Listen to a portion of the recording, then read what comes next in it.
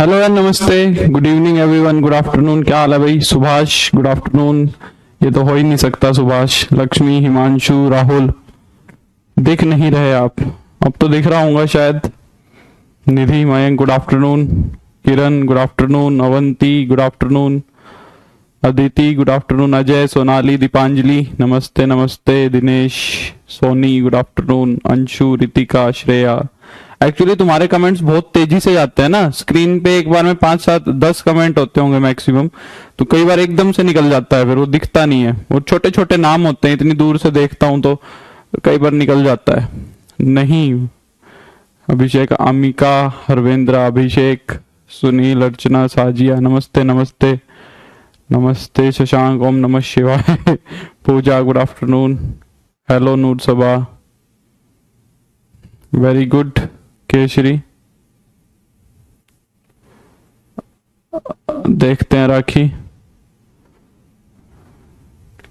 हो जाएंगे। निधि, बिना हिंट के नहीं हो पा रहे हैं। धीरे धीरे करोगे, प्रैक्टिस करोगे, इंटीग्रेशन प्रैक्टिस से ही होगा। दुष्यंत, श्वेता, अमिता, आयुषी, शिवानी, अभिषेक नमस्ते। इंद्रजीत, श्रुति, राम राम। सचिन, प्रणाम, नमस्ते भाई सभी को। नमस्ते, गुड आफ्टरनून। तो हमने इनडेफिनेट इंटीग्रेशन को पूरा कर लिया एक तरीके से। अभी प्रीवियस ईयर लगाने बचते हैं, पर मैं पहले इंटीग्रेशन को पूरा कवर कर लेता हूं। आज से हम शुरू करेंगे डेफिनेट इंटीग्रेशन। एक क्वेश्चन मेरे को किसी ने डाउट का भेजा था, वो मेरे को लगता है कि मेरे को डिस्कस कर लेना चाहिए, क्योंकि वो तुम्हारा समय बचा सकता है। ठीक है, वो तुम्हारा समय बचा सकता है। प्रीति शर्मा कमेंट आ रहा है, सभी का कमेंट आ रहा है। इंद्रजीत, पर बहुत तेजी से जाते हैं, बहुत ज्यादा कमेंट है ना, इस वजह से। तो एक क्वेश्चन मैं करवा देता हूँ, फिर उसके बाद डेफिनेट इंटीग्रेशन शुरू करते हैं। ठीक है, अगर इनडेफिनेट आता है तो डेफिनेट में कुछ नहीं होता है। ठीक है सोनाली, बल्कि डेफिनेट इजी पड़ता है अगर इनडेफिनेट आता है तो। देखो, किसी ने आज मेरे को क्वेश्चन भेजा था, ये वाला dx अपॉन में शायद cos x plus sin x था, ये इंटीग्रेशन था। वैसे तो ये तुम्हारी टाइप नंबर 7 बन रहा है। ठीक है, वैसे तो अच्छा सुबह नहीं, dx अपॉन में cos x plus sin x। ठीक है, dx अपॉन में cos x plus sin x। नमस्कार संजीव, कपिल, अंशिका, राज बहादुर, गुड इवनिंग। ठीक है, तो ये वाला वैसे तो टाइप नंबर 7 में जा रहा है कि हम cos x को क्या रखें, cos square x by 2 minus sine square x by 2। ठीक है, और sin x को रखे 2 sin x by 2 cos x by 2। एकदम उससे भी कर सकते हो, कोई प्रॉब्लम नहीं है, उससे भी हो सकता है। cos square x by 2 minus sine square x by 2, sin x को रख दे 2 sin x by 2 cos x by 2। cos square x by 2 से डिवाइड करवाओगे, इजीली हो जाएगा, कोई दिक्कत नहीं है। ठीक है, उससे भी हो जाएगा। इसको ना हम, हाँ बताऊंगा, इसको भी बिल्कुल बताएंगे कृष्णा। इसको हम एक तरीके से और भी कर सकते हैं, मुझे लगा एक बार तुम्हारे माइंड में डाल दूं ताकि थोड़ा समय बच जाए तुम्हारा। तुम चाहो ना तो देखो, यहाँ पे एंगल्स भी एडजस्ट कर सकते हो। तुम चाहो तो यहाँ पे एंगल्स भी एडजस्ट कर सकते हो। कैसे? जैसे मान लो तुमने √2 से डिवाइड करवा दिया डिनोमिनेटर को, जो नीचे वाला है डिनोमिनेटर को तुमने √2 से डिवाइड करवा दिया और √2 से मल्टीप्लाई करवा दिया डिनोमिनेटर को।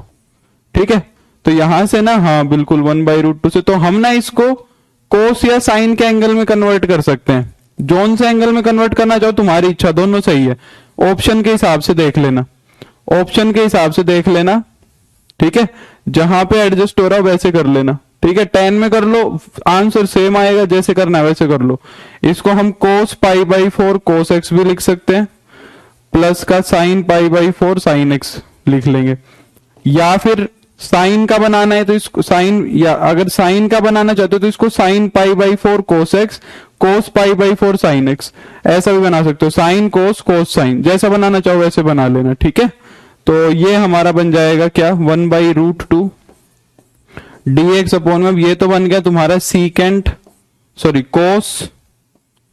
π/4 और माइनस का x बन गया, cos π/4 माइनस x। अगर यहाँ पे साइन cos बनाते तो बीच में बन जाता प्लस, तो हो जाता है sin π/4 प्लस x। अब इसका रेसिप्रोकल कर दो, cos बना लो चाहे साइन बना लो, जैसे मन करे वैसे बना सकते हो। ठीक है, कोई दिक्कत नहीं है, कोई भी प्रॉब्लम नहीं है।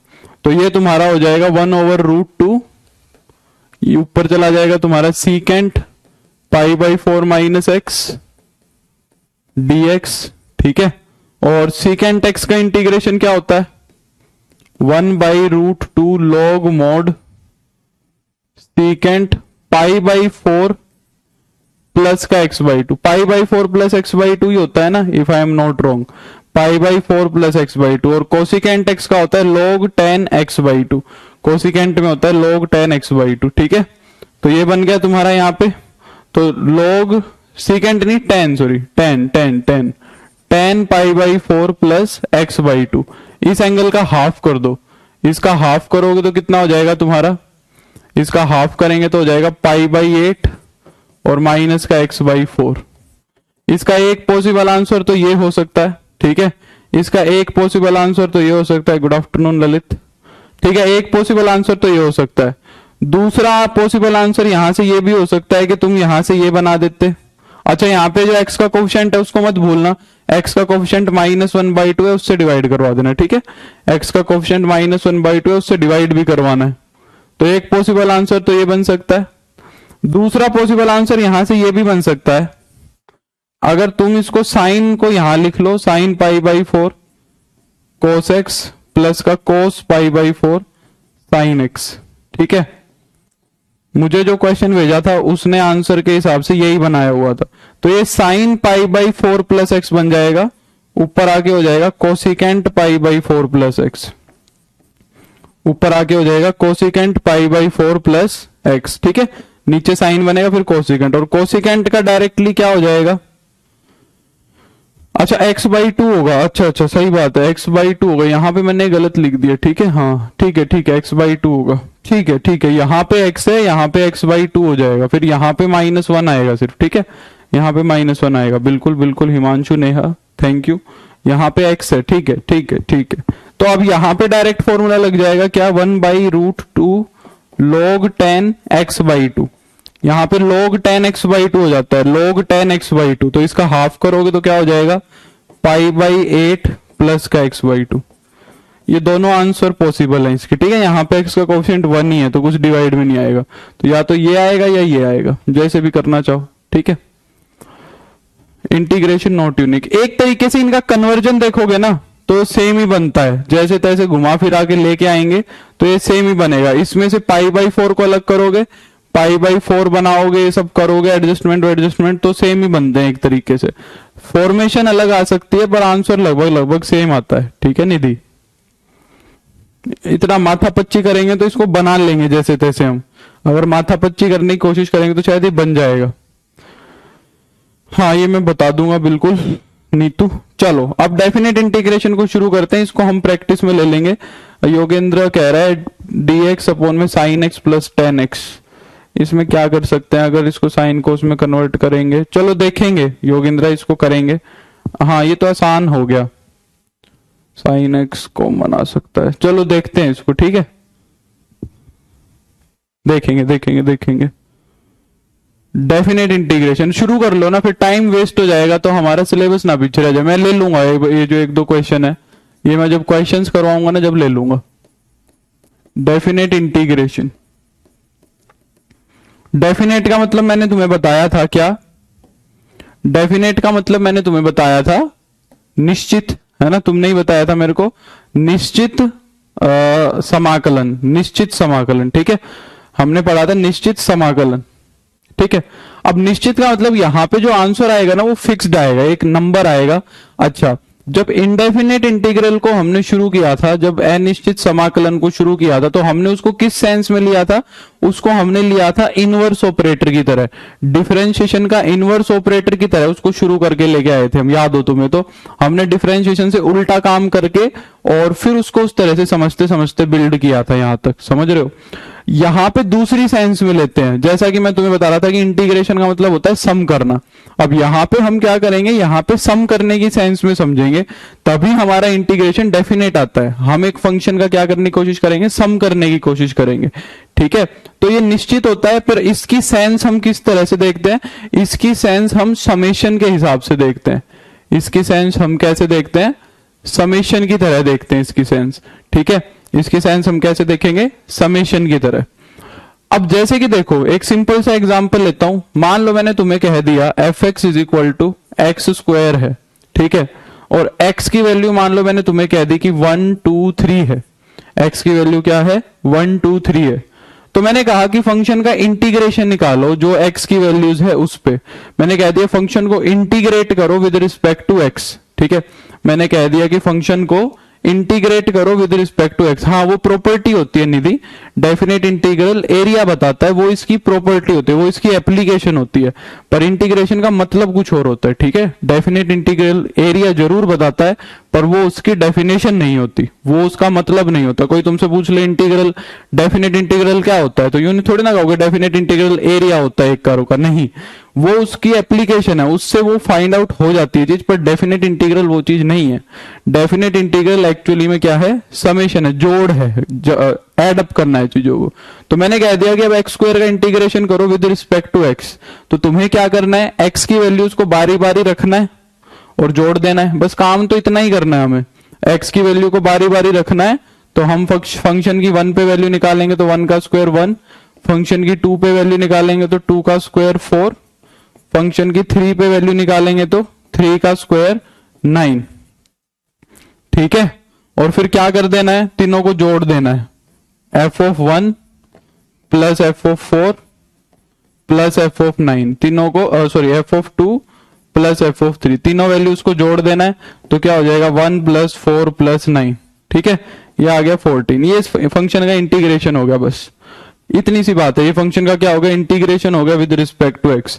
पर ये केस कौन सा है, ये केस है डिस्क्रीट केस, ये केस क्या है तुम्हारा, डिस्क्रीट केस बोलते हैं इसको, डिस्क्रीट, डिस्क्रीट को हिंदी में क्या बोलते हैं मेरे को नहीं पता, डिस्क्रीट का मतलब होता है अलग अलग चीजें जिनको तुम देख सको, अलग अलग सेपरेटली देख सको, जैसे यहाँ पे तुम x 1 2 3 को सेपरेटली देख सकते हो, ठीक है, x 1 2 3 है, यहाँ पे अलग अलग दिख रहे हैं तुम्हें, x की वैल्यूज 1 है, फिर उसके बाद 2 है, फिर उसके बाद 3 है, तो जहां पे तुम्हें सारी वैल्यूज अलग अलग दिख जाएं उनको, उस केस को बोलते हैं डिस्क्रीट केस। पर इतना इजी नहीं होता क्योंकि हमें जो x का इंटीग्रेशन करना होता है वो एक इंटरवल पे करना होता है, हमें x का जो इंटीग्रेशन करना होता है वो एक इंटरवल पे करना होता है। अब जैसे कि मान लो मैं 1 से 3 तक बोलने 1 2 3 बोलने की बजाय मैंने कह दिया इसका इंटीग्रेशन करो 1 से 3 तक, मैंने कह दिया इसका इंटीग्रेशन करो 1 से 3 तक।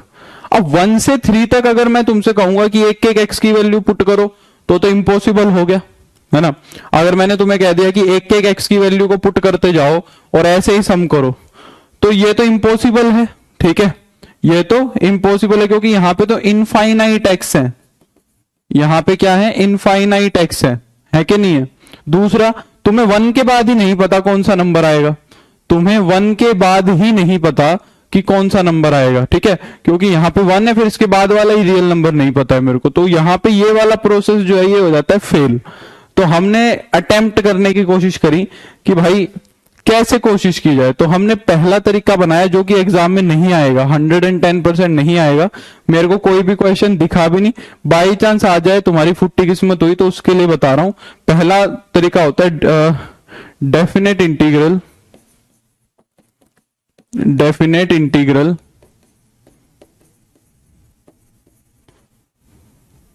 As a limit of sum, as a limit of sum, ये हमने पहला तरीका यूज किया।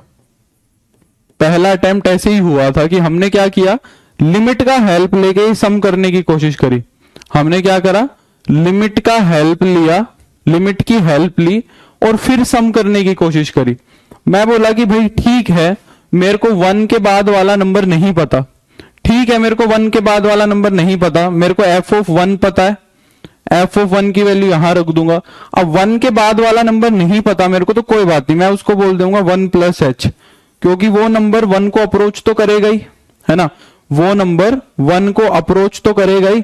तो 1 से अगला नंबर बोल दिया मैंने 1 प्लस एच, 1 से अगला 1 प्लस एच से अगला नंबर बोल दिया मैंने 1 प्लस 2h, 1 प्लस 2h। ऐसे करते करते मैं कहां तक ले गया, 1 प्लस n माइनस 1h तक ले गया मैं, 1 प्लस n माइनस 1h तक ले गया। और मैंने कह दिया कि ये 1 प्लस n माइनस 1h क्या बन जाएगा तुम्हारा, 3 बन जाएगा। समझ आ रही बात। और मैंने कह दिया कि इन सब को जोड़ दो, पर इसके साथ क्या कंडीशन, अब यहाँ पे h को ऐसे तो नहीं ले सकते, इन सब को ऐड कर दो और लिमिट क्या लगा दो, h अप्रोचेस टू 0। लिमिट का यही तो काम था भाई, यहां पे इनको डायरेक्टली तो ऐड नहीं कर पाएंगे, लिमिट का यूज करना पड़ेगा, क्योंकि इस नंबर को बहुत छोटा बनाना है, बहुत छोटा बनाना है। तो इनको जोड़ दो और इस पर लिमिट लगा दो, क्या तुम्हारी लिमिट h अप्रोचेस टू 0। तो देखो क्या कहता है, डेफिनेशन क्या बनती है इसकी, डेफिनेशन बनती है कि भाई if F x is continuous, F X क्या होना चाहिए तुम्हारा, कॉन्टिन्यूस होना चाहिए on closed interval A B, then the definite integral, then the definite integral of fx over ab is क्या हो जाएगा, ठीक है, वो हो जाएगा तुम्हारा, वो कहता है कि limit h approaches to 0, function की a पे वैल्यू ऐड करो, a रखो फंक्शन में, ठीक है, फंक्शन में फिर a प्लस एच रख दो, अगला नंबर नहीं पता है ना, वो एकदम छोटा है, ठीक है, थैंक यू सोमी। फिर a प्लस 2h, ऐसे करते करते धीरे धीरे हम क्या मान लेंगे कि मैंने सारे के सारे नंबर रख दिए a plus n minus 1 into में h तक, मैंने मान लिया कि सारे के सारे नंबर रख दिए मैंने a plus n minus 1 into में h तक, ठीक है, आ गई बात समझ में। अब ये जो a प्लस एन माइनस 1 है ना, ये एक्चुअली में ये पूरा का पूरा b ही है, ये एक्चुअली में क्या है तुम्हारा b ही है, ठीक है, ये यूं मैं सोचना ये क्या चीज है, ये लास्ट में b बन जाता है, ठीक है। तो इस चीज को हम क्या बोल देते हैं, ये तुम्हारा हो गया डेफिनेट इंटीग्रेशन a से लेके b तक। अगर सोचो a प्लस में n माइनस 1 इंटू में h को मैं b बोल दूं, तो यहां से जो तुम्हारी nh की वैल्यू है ना, nh की वैल्यू वो आ जाएगी b माइनस ए, यहां से तुम्हारी NH की वैल्यू कितनी आ जाएगी, b माइनस ए। क्लियर हो गई बात, NH की वैल्यू कितनी हो जाएगी तुम्हारी b माइनस ए, क्योंकि h तो 0 को अप्रोच कर गया, यहाँ पे लिख ही लो, ऐसे मत लिखो इसको, ठीक है, यहाँ पे ऐसे लिख लो, वेयर मतलब वही है, where NH is equal to b minus A, ठीक है, NH की वैल्यू क्या है, b माइनस ए है, क्योंकि जब देखो यहाँ पे h को अंदर गुना करवाओगे तो a plus N H minus H होगा, ठीक है, a plus N H minus H होगा, a plus N H minus H होगा, और NH की जगह मैं रख दूंगा b माइनस ए और माइनस का h, तो a से a तो कट जाएगा, ये बच जाएगा b माइनस एच, और h तो 0 को अप्रोच कर रहा है, तो वो तुम्हारा b ही बनता है एक्चुअली में, ठीक है। तो वो लास्ट शुरुआत वाला पॉइंट a ही है और लास्ट वाला पॉइंट b ही है। बीच के सारे नंबर्स को कवर करने के लिए, बीच के नंबर्स को कवर करने के लिए हमने क्या किया, a plus H, A plus 2h, A plus 3h, A plus 4h ऐसे कर करके ऐड कर दिया। इसको हमने क्या बोल दिया, अरे यार इसको हमने क्या बोल दिया, ये तुम्हारा बन गया डेफिनेट इंटीग्रेशन a से b तक। ये बहुत लेंथी प्रोसेस है, बहुत लेंथी प्रोसेस है, ठीक है, और इसको हम बोल देते हैं कि ये हमने fx का इंटीग्रेशन कर दिया, ठीक है, कहां से लेके a से लेके b तक। अब a से b तक इसमें कैसे रिप्रेजेंट करते हैं, a यहां लिख देते हैं और b यहां लिख देते हैं।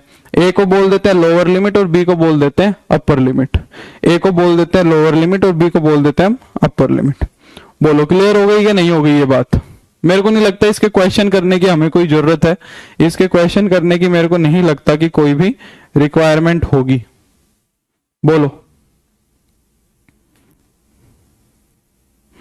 समझ आ गया यहां तक, करवाना है कोई क्वेश्चन लिमिट का, बोलो कोई लिमिट का क्वेश्चन करवाना है तो मैं एक क्वेश्चन करवा देता हूं, नहीं तो मेरे को रिक्वायरमेंट तो लगती है नहीं, करवाना है तो करवा देता, नहीं तो कोई जरूरत नहीं है, यहाँ कहीं से नहीं आता यहाँ पे क्वेश्चन, काफी लेंथी प्रोसेस है मेरे हिसाब से, तो यहां से तो कभी नहीं पूछेगा ना, मुझे कोई प्रीवियस ईयर में दिखा।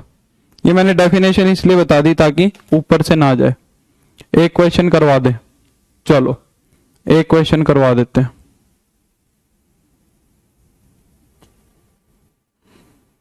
एक क्वेश्चन भी जो सिंपलेस्ट क्वेश्चन है वो भी बहुत टाइम ले लेगा, तुम अपने बुक में से एग्जाम्पल देख लेना ना, अब इतने बड़े हो गए क्या क्वेश्चन कराए, चलो कह रहे हैं सारे एक करवा दो, चलो एक कर लो, एक कर लो, चलो एक क्वेश्चन कर लेते हैं, ठीक है। Good evening Sai, good afternoon Sandeep, देखो एक क्वेश्चन कर लेते हैं।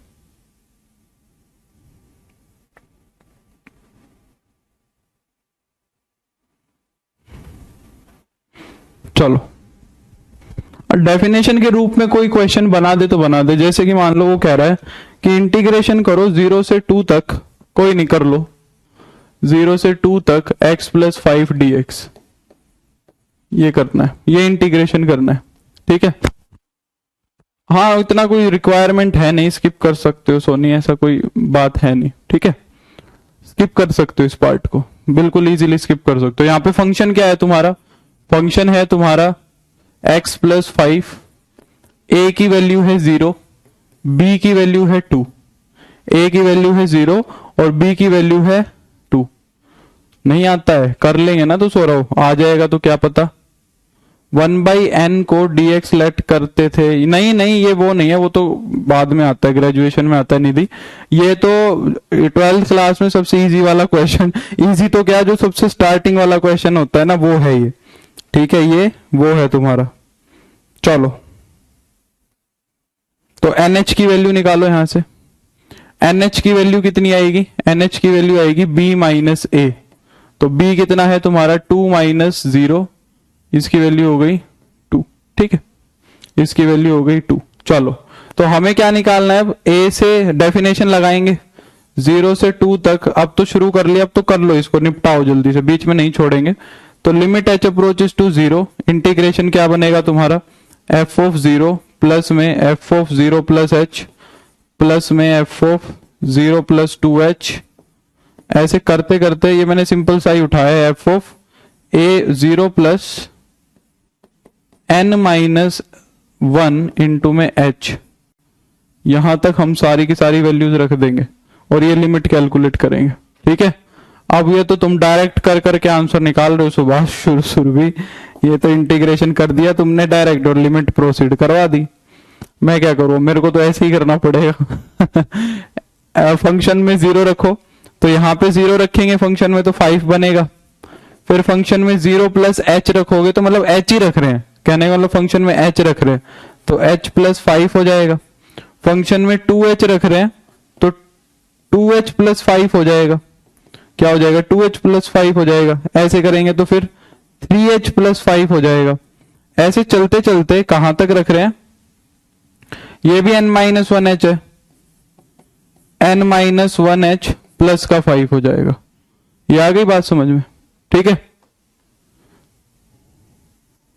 उसे है वो लिखेगा केसरी, वो लिखेगा ये क्वेश्चन में, वो प्रॉपर लिखेगा कि लिमिट एज ए सम करो। ये थियोरेटिकल क्वेश्चन है, ये थियोरेटिकल क्वेश्चन है, ये लिखा ऐसे आएगा कि लिमिट एज ए सम की तरह सोल्व करो, ठीक है। तो अब देखो लिमिट h अप्रोचेस टू 0, अब इसको जोड़ना कैसे, देखो ध्यान से देखना, मैं यहाँ पे थोड़ा सा डायरेक्ट करूंगा।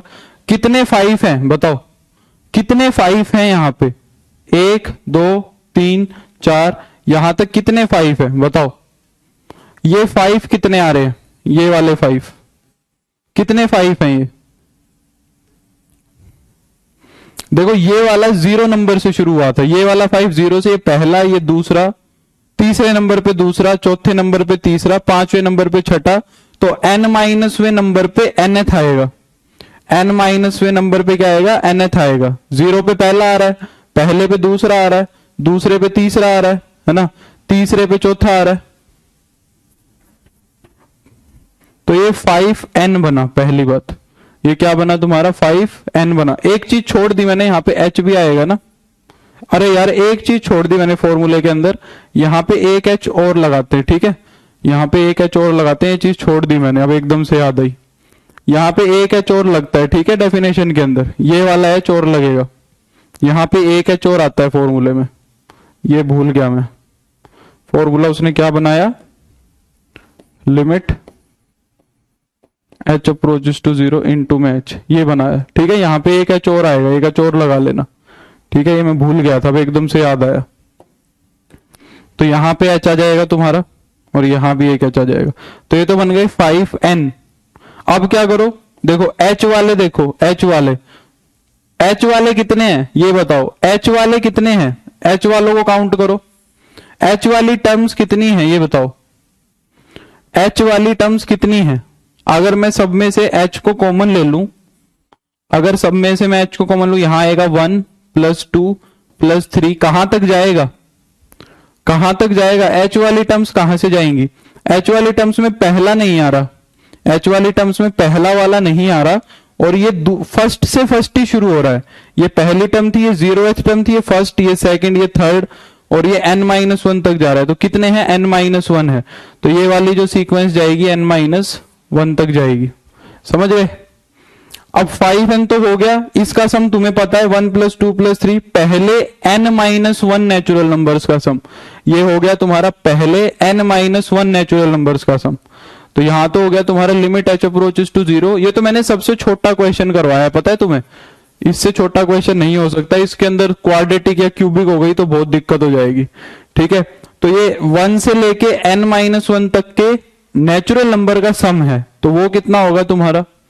यहां पे तो h है, यहां पे 5n है, प्लस का h। अगर इन सबको जोड़ दोगे, पहले n नेचुरल नंबर का सम पता है ना तुम्हें, कितना होता है? n इंटू में n + 1/2, पहले n नेचुरल नंबर का सम।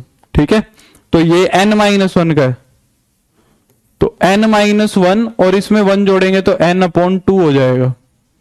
मेरे को उम्मीद है ये तो सभी को पता होंगी ये बातें। ठीक है, ठीक है, n इंटू में n-1/2। अब ये लिमिट सोल्व करनी है। क्या ये लिमिट सोल्व कर सकते हो? बताओ, क्या ये लिमिट सोल्व हो जाएगी? कैसे करोगे? देखो, अब इस h को ले जाओ अंदर।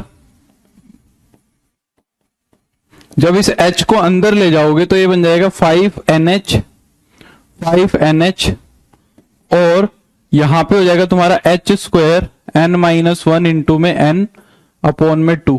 ठीक है, हो गया। अब तो नेक्स्ट टॉपिक बस ये खत्म करते हैं। Limit h approaches to 0, 5NH। देखो 2 h है यहां पे, एक h को तो इसके साथ लिख दो NH, और एक h को ले जाओ अंदर, एक h को ले जाएंगे अंदर तो NH - h हो जाएगा और अपॉन में 2 हो जाएगा। ठीक है, NH की वैल्यू तुम्हारे हैं, NH की वैल्यू तुम्हारी कितनी आई हुई है? 2, तो NH की वैल्यू 2 रख दो, NH की वैल्यू 2 रख देंगे, और लिमिट अप्रोच करवा देंगे 0, लिमिट अप्रोच करवा देंगे 0, NH की जगह रख देंगे 2, तो हो जाएगा 5 इंटू में 2 प्लस में 2 इंटू में 2 - h/2। अब लिमिट को अप्रोच करवा दो 0।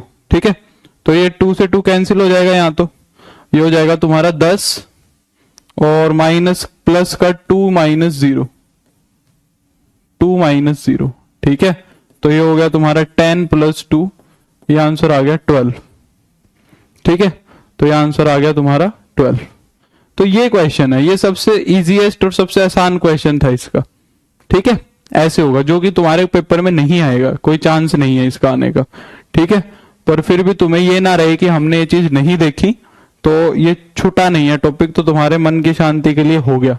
बस ये फॉर्मूला याद रख लेना। ठीक है, ये फॉर्मूला याद रख लेना। अगर बाई चांस क्वेश्चन पूछ ले कि लिमिट एज ए सम का फॉर्मूला क्या होता है, बस इतना ही दे दे, 4 फॉर्मूले बना के दे दे, तो बस ये फॉर्मूला याद रख लो। ठीक है, NH की वैल्यू ध्यान रख लो, ये मोटी मोटी बातें ध्यान रख लो कि फॉर्मूला क्या होगा, यहाँ पे H आता है, ये कैसे बनता है, NH की वैल्यू क्या होती है, ये सारी बातें ध्यान रख लो, क्वेश्चन नहीं आएगा। ठीक है, हाँ आंसर तो सेम ही आएगा, ये थोड़ी ना है कि इसका अब आंसर और कुछ आएगा। जब भी तो ये नहीं आता क्योंकि इसका हम वैसे कर सकते हैं, जब भी तो हम नहीं कर सकते क्योंकि ये वैसे भी आ जाएगा। ठीक है, समझ आई बात। अब तुम्हारा नेक्स्ट मेथड आता है कि जैसे हम इंटीग्रेशन कर रहे थे, इनडेफिनेट इंटीग्रेशन का यूज करके कर रहे थे वैसे। ठीक है, तो जैसे कि अब हमने क्या किया, एक क्वेश्चन का इंटीग्रेशन करना है, जैसे कि एक फंक्शन दिया हुआ है f(x) dx, और हमें उसका क्या करना है, इंटीग्रेशन करना है a से लेके b तक। ठीक है, तो इसकी एक नई टेक्निक बनाई गई, क्या कि भाई इस फंक्शन का इंटीग्रेशन आ गया, मान लो कैपिटल X, जो स्मॉल x का इंटीग्रेशन था वो आ गया कैपिटल Fx। तुमने क्या कर लिया, इनडेफिनेट इंटीग्रेशन की तरह इसका इंटीग्रेशन कर दिया, इनडेफिनेट इंटीग्रेशन की तरह इसका क्या कर दिया, इंटीग्रेशन कर दिया। अब इस इन लिमिट्स का यूज कर लिया, लोअर लिमिट a है, अपर लिमिट b है, तो हम बोले कि पहले अपर लिमिट को पुट कर दो जो तुम्हारा इंटीग्रल आया है उसके अंदर, जो इंटीग्रल आया है उसके अंदर, और फिर कहता है कि लोअर लिमिट को माइनस में कर दो, तो माइनस का f ऑफ है। वो कहता है कि डेफिनेट इंटीग्रेशन ये बनेगा तुम्हारा। वो कहता है कि डेफिनेट इंटीग्रेशन ये बनेगा, जैसे कि पीछे वाला क्वेश्चन किया हमने 0 से लेके 2 तक x प्लस 5, 0 से लेके 2 तक x प्लस 5 dx। तो वो बोला पहले इसका इंटीग्रेशन कर लो। इसका इंटीग्रेशन तुम्हें अच्छे से आता है, क्या होगा, x का होगा x स्क्वायर बाई 2, 5 का हो जाएगा 5x। तो वो कहता है ये बन गया। अब क्या करो, इसमें ये लिमिट्स यूज कर लो। तो कहता है कि पहले जो तुम्हारा इंटीग्रल आया है, पहले इंटीग्रल के अंदर x की जगह पे 2 रख दो, पहले इंटीग्रल में x की जगह पे 2 रख दो। तो ये क्या बन जाएगा तुम्हारा, 2 की जगह x की जगह 2 रखोगे तो 2 स्क्वायर बाई 2 प्लस का 5 इंटू में 2। ये तो अपर लिमिट रखने से आया। और जब माइनस में लोअर लिमिट रखोगे तो ये क्या हो जाएगा, 0 प्लस का 0। ठीक है, तो ये हो जाएगा तुम्हारा 4 बाई 2 2 प्लस का 10 और माइनस में वो सारा 0 हो गया। तो देखो ऐसे भी 12 आ रहा है। तो वैसे तो कोई गधाई करेगा, मान रहे, समझ रहे हो इस बात को। वो वाला तरीका तो बेमतलब में बनाया हुआ है, बस वो पढ़ाने के लिए कि शुरुआत वहां से हुई थी, इसलिए हमने उस मेथड को यूज किया हुआ है। ठीक है, कि शुरुआत वहां से हुई थी तो उसको थोड़ी सी इज्जत देने के लिए हमने ये काम किया हुआ है। बोलो समझ में आया। तो अब जितने भी इनडेफिनेट इंटीग्रल की टाइप्स थी, जितने भी इनडेफिनेट इंटीग्रल के क्वेश्चंस थे, वो सारे के सारे यहां कन्वर्ट हो गए आके, वो सारे के सारे यहां कन्वर्ट हो गए और उनके साथ एक लिमिट जुड़ गई। तो जितने भी क्वेश्चन तुमने किए उन सारे क्वेश्चंस में हम लिमिट लगा देंगे और एक फाइनाइट आंसर, एक फिक्स्ड आंसर आ जाएगा।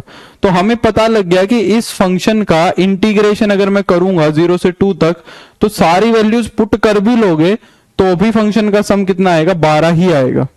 क्या ये बात समझ में आई कि नहीं आई, बोलो हाँ या ना। क्लियर हो गई बात, बताएं। हाँ आज प्रॉपर्टीज हो जाएंगी, बिल्कुल प्रॉपर्टीज आज करवा दूंगा मैं। कल तुम्हारी एप्लीकेशन शुरू कर दूंगा मैं। यू मान के चलो 2 लेक्चर में ये खत्म हो जाएगा तुम्हारा। सैटरडे को इंटीग्रेशन खत्म कर देंगे। ठीक है,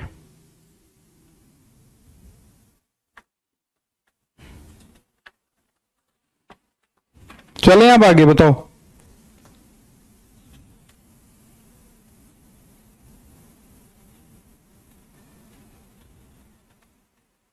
बोलो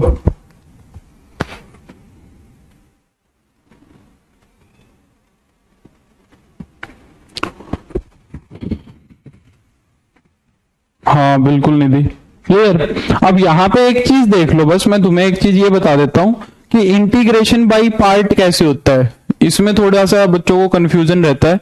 इंटीग्रेशन बाय पार्ट, अगर इंटीग्रेशन बाय पार्ट करना है मेरे को डेफिनेट इंटीग्रेशन के अंदर, उसको थोड़ा सा देख लो, फिर मैं तुम्हें क्या करवाऊंगा, फिर मैं करवाऊंगा प्रॉपर्टीज। ठीक है, तो मैं तुम्हें थोड़ा सा यहाँ पे एक ये चीज करवा देता हूं ताकि तुम्हें समझ आ जाए। एकदम सिंपल सा क्वेश्चन कर लेते हैं, एकदम सिंपल सा क्वेश्चन कर लेते हैं कोई भी। जैसे कि मान लो एक मैंने ये क्वेश्चन उठा लिया, 0 से π/4 x सीकेंट स्क्वायर x। यहां पे एक छोटी सी चीज ये बताऊंगा क्योंकि यहां गलतियां हो जाती हैं, बहुत बार हो जाती है, कोई भी करता है तो ये हो जाता है। हाँ सौरभ, डिफरेंशियल इक्वेशन शुरू करेंगे, इसके बाद तुम्हारा जो कॉलेज का भी है वो भी कवर करना है, डबल इंटीग्रल, ट्रिपल इंटीग्रल, वो भी इसमें कर लेंगे, वो तो आसान ही है, उसमें कुछ नहीं है। और फिर तुम्हारा डिफरेंशियल इक्वेशन करेंगे। डिफरेंशियल इक्वेशन के अंदर 3 टाइप बतानी है, बस 2 दिन के अंदर बता के फिनिश करके। और फिर तुम्हारा मैं स्टैटिक्स करवाऊंगा, डायनेमिक्स करवाऊंगा, और ग्रेजुएशन का कोई टॉपिक है तो अभी बता देना। ठीक है, उसको पहले करके फिर जल्दी जल्दी से मैट्रिक्स का करवा देंगे। जो भी फिर बचता है 11 12 का, वो जल्दी जल्दी छोटे छोटे टॉपिक है, एक एक वीक में 2 टॉपिक खत्म हो गए तुम्हारा, बस यूं समझ लो। फिर एकदम से खत्म होता दिखेगा तुम्हें, तुम कहोगे सर हो ही गया ये तो, एकदम से हो गया। तो ये कैलकुलस वाला ही सबसे बड़ा पहाड़ था जो हमने चढ़ लिया, ये मान लो बस।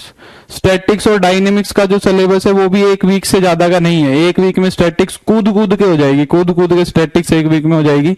डायनेमिक्स भी 1 वीक में कूद कूद के हो जाएगी, उसके अंदर कुछ भी नहीं है, 3-4 टॉपिक है बस, वो कर लेंगे। कॉम्प्लेक्स एनालिसिस और ये सब जल्दी जल्दी हो जाएगा, कोई दिक्कत नहीं है। हाँ सॉरी, डीएक्स चलो इसको करते हैं। ठीक है, तो चिंता मत करो। हाँ उसके बाद फिर करेंगे लीनियर अलजेब्रा, हाँ ये सब हो जाएंगे। ये छोटे ग्रेजुएशन के जो टॉपिक हैं छोटे छोटे हैं, बस ये हो जाए, मेरे को इसी की चिंता थी। यहीं से सबसे ज्यादा क्वेश्चन आएगा। जब तुम पेपर उठाओगे ना बाद में, मैं लिख के दे रहा हूं कि जब तुम क्वेश्चन उठाओगे 125 में से जब तुम कैलकुलस के क्वेश्चन चेक करोगे ना, तो कम से कम कह रहा हूं, कम से कम तुम्हें 30 क्वेश्चन तो पक्का मिलेंगे। कैलकुलस में से 30 क्वेश्चन तो पक्के से पक्का मिलेंगे, चिंता मत करो। ठीक है, ठीक है। मैंने स्टैटिस्टिक्स डायनेमिक्स पढ़ाई हुई है कॉलेज लेवल पे, चिंता मत करो, मैंने खुद भी पढ़ाई हुई है, एज ए टॉपिक भी ग्रेजुएशन में पढ़ाया हुआ है। ठीक है, तो मैं करवा दूंगा, मत चिंता करो। तो ये मान के चलो कैलकुलस के 30 क्वेश्चन आएंगे कम से कम 30 क्वेश्चन, 30 नहीं तो 25 की तो मैं गारंटी लिख के दूंगा, तुम काउंट कर लेना, 25 क्वेश्चन तो पक्का मिल जाएंगे तुम्हें। अगर हर एक टॉपिक से 2-2 3-3 क्वेश्चन भी देखोगे तो कैलकुलस के टॉपिक ही गिन लो तुम कितने हो गए, है ना। हाँ बिल्कुल कृष्णा, चलो इसको करते हैं, डेविएट मत हो, पहले ये करते हैं। ठीक है, तो हो जाएगा, चिंता मत करो। तो फर्स्ट फंक्शन किसको मानेंगे? 46 आए थे, देखो रिंकू कह रहा है 46 आए थे, 46 आए थे, 46 कैलकुलस से 46, देख रहे हो 46 क्वेश्चन अगर आ रहे हैं तो कहां चक्कर में पड़ रहे हो, हम 50% तो काम ये कर रहे हैं इतने दिनों में, समझ रहे हो। बाकियों में से तो 1-1, 2-2, 3-3 ऐसे क्वेश्चन आएगा, समझ रहे हो। कोई बात नहीं, सारा करवा देंगे, चुन चुन के सब हो जाएगा। ये देखो, अब ये देखो, चलो यहां आ जाओ।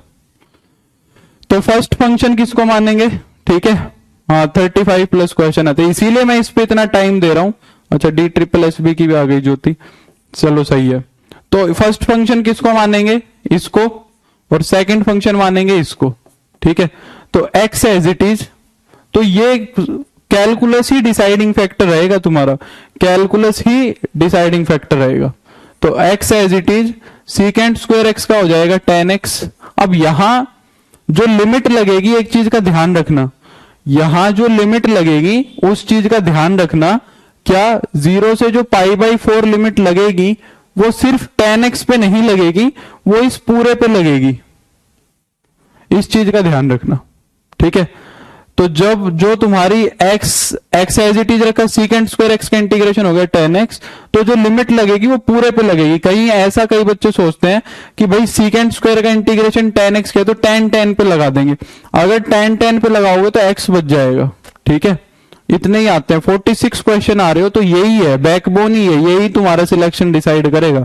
अगर कैलकुलस किया हुआ है तो फर्स्ट और सेकंड उल्टा मान लिया, ILATE, सही तो माना है, ए पहले आता है टी बाद में आता है, सही तो माना है नेहा। माइनस में integration of derivative of first, पहले वाले का डेरिवेटिव हो जाएगा 1, पहले वाले का डेरिवेटिव हो जाएगा 1, और उसका हो जाएगा 10x dx। अब यहां लिमिट नहीं लगेगी, यहां लिमिट नहीं लगेगी, यहां लिमिट मत लगा देना, इस इंटीग्रेशन में लिमिट यहां लगेगी, यहां लिमिट लगेगी, समझ पा रहे हो। यहां पे जो इंटीग्रेशन हुआ है उस पे लिमिट लगेगी, यहां वाले इंटीग्रेशन पे लिमिट नहीं लगेगी, क्योंकि इस पे एक बार और इंटीग्रेशन होना है। यहां पे अगर लिमिट लगा दी तो कांस्टेंट का इंटीग्रेशन होगा। अब यहां लिमिट लगा दो, तो अपर लिमिट रखी तो π/4 tan π/4, π/4 माइनस π/4 tan π/4, 0 रखा तो 0 हो जाएगा।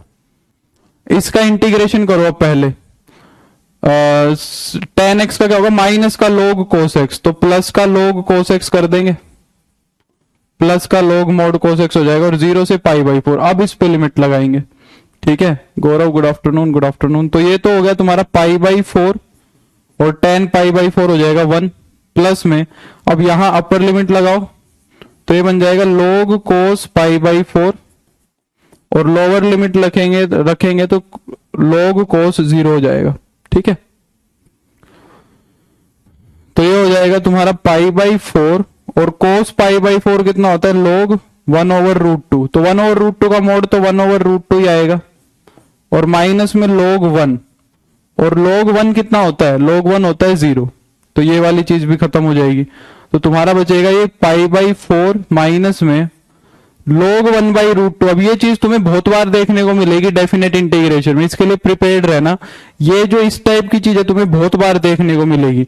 अब इसको ध्यान से देखो मैं कैसे लिख रहा हूं, log 1/√2 को पहले तो मैं लिख रहा हूं log 1 minus log√2, log m/n की प्रॉपर्टी, पहले तो मैंने प्रॉपर्टी लगा दी log m/n की।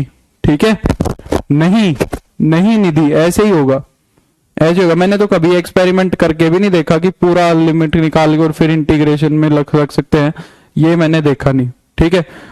और बाकी होता है तो कर लेना भाई, मैंने कभी एक्सपेरिमेंट नहीं किया, मैंने तो ऐसे ही सीखा है कि पूरा इंटीग्रेशन करके लिमिट लगाओगे तो शायद सही आना चाहिए आंसर, पर वो लंबा पड़ेगा मेरे हिसाब से, तो वो तुम्हारा लेंथी पड़ना चाहिए। हाँ कर सकते हो, वैसे वो भी कर सकते हो, एक ही बात है। पूरा इंटीग्रेशन करके, हाँ वैसे कर लो, वो भी सही है कि पूरा इंटीग्रेशन कर लो पहले इनडेफिनेट की तरह, पहले पूरा इंटीग्रेशन कर लो इनडेफिनेट की तरह और फिर रख दो उसके अंदर लिमिट, ये भी कर सकते हो, ठीक है, ये भी कर सकते हो। अच्छा यहाँ प्लस है, ठीक है, तो मैंने क्या किया, log m minus log n लगा दिया, log m minus log n लगा दिया, तो ये log 1 तो कितना बन गया तुम्हारा 0। और देखो ये जो 1/2 है इसको बाहर ले लो, 1/2 है इसको बाहर ले लो, तो ये हो जाएगा। बिल्कुल कर सकते हो, मैं समझ गया, सही आएगा, सही आएगा। पूरा इंटीग्रेशन कर लो इनडेफिनेट की तरह और फिर उस पर लिमिट लगा दो, ये भी सही तरीका है, सही है ये तरीका, ठीक है, सही है बिल्कुल सुभाष। तो ये हो गया π/4 माइनस 1/2 log 2, ये इसका आंसर हो जाएगा, ठीक है, π/4 माइनस 1/2 log 2, ये इसका आंसर हो जाएगा, ठीक है। तो ऐसे करना है, ये मैंने करवा दिया थोड़ा सा। चलो प्रॉपर्टीज डिस्कस करते हैं, जहां से तुम्हें क्वेश्चन मिलेगा यहीं से ही आएगा, ये मान के चलो कि 99% चांस यही है कि प्रॉपर्टीज से ही क्वेश्चन पूछेगा। अब करते हैं हम प्रॉपर्टीज ऑफ डेफिनेट इंटीग्रेशन। इसके अंदर मैं तुम्हें इवन एंड ऑड फंक्शंस भी बताऊंगा, क्योंकि मैंने तुम्हें इवन और ऑड फंक्शन नहीं बताए थे। हिंदी लैंग्वेज ही बोल रहा हूं दीपक यार, इतना छोटा मोटा लॉग रूट इन सब को तो थोड़ा सा समझ लो यार। अब इसमें क्या इंग्लिश वाला, मैंने इसमें हिंदी में क्या बोलूं बताओ। कांस्टेंट ऐड क्यों करेंगे अनु, अब ये आंसर तो कांस्टेंट ही आया है, आंसर ही कांस्टेंट आया है, तो इसमें क्या ऐड करें अनु, आंसर ही कांस्टेंट आया है, तो कांस्टेंट में क्या कांस्टेंट ऐड करेंगे, प्रॉपर्टीज ऑफ डेफिनेट इंटीग्रेशन। ये प्रॉपर्टीज रटी हुई होनी चाहिए तुम्हें अगर ये डेफिनेट इंटीग्रेशन का क्वेश्चन करना है तो। प्रॉपर्टीज ऑफ डेफिनेट इंटीग्रेशन, चलो डेफिनेट इंटीग्रेशन का निश्चित समाकलन का प्रॉपर्टीज समझनी है। उसकी प्रॉपर्टीज को हिंदी में क्या बोलते हैं, खासियत क्या बोलते हैं प्रॉपर्टीज को। Good evening Sameena. तो पहली प्रॉपर्टी देखो क्या कहती है, पहली प्रॉपर्टी कहती है कि इंटीग्रेशन में वेरिएबल का कोई फर्क नहीं पड़ता, ठीक है, इंटीग्रेशन के अंदर वेरिएबल का कोई भी फर्क नहीं पड़ता। कहने का मतलब क्या है कि तुम a से b तक का इंटीग्रेशन करो fx dx का, चाहे तुम चाहे से a से b तक का इंटीग्रेशन करो fz dz का कर दो, चाहे a से b तक का इंटीग्रेशन कर दो तुम f ऑफ t dt का कर दो, फंक्शन सेम रहना चाहिए। अगर फंक्शन सेम है तो उसके अंदर वेरिएबल कुछ भी रखो, गुण, अच्छा तो निश्चित समाकलन के गुण, ठीक है, गुण विशेषताएं, तो fx fz ft, ठीक है, तो ये क्या हो गया तुम्हारा, कुछ भी इंटीग्रेशन करो सेम आएगा। तो एक डेफिनेट इंटीग्रेशन पे कोई भी वेरिएबल का फर्क नहीं पड़ता, चाहे से तुम एक्स स्क्वायर का इंटीग्रेशन करो 1 से 2 तक, चाहे से तुम 1 से 2 तक टी स्क्वायर का इंटीग्रेशन करो, चाहे से 1 से 2 तक यू स्क्वायर का इंटीग्रेशन करो, सारे सेम आएंगे, कोई फर्क नहीं पड़ता, ठीक है। हाँ बिल्कुल दीपा, ठीक है, हाँ बिल्कुल निधि, उसमें तो फिर प्रॉपर इंग्लिश चाहिए, ठीक है, तो कोई फर्क नहीं पड़ता, ये तो इजी सी प्रॉपर्टी है। सेकंड प्रॉपर्टी क्या कहती है, सेकंड प्रॉपर्टी कहती है कि अगर a से b तक का इंटीग्रेशन किया है तुमने fx dx का, अगर a से b तक का इंटीग्रेशन किया है, ठीक है, हाँ वो दूसरा भी होता है, उसको log secant x भी लिख सकते हैं, अब एक ही बात है।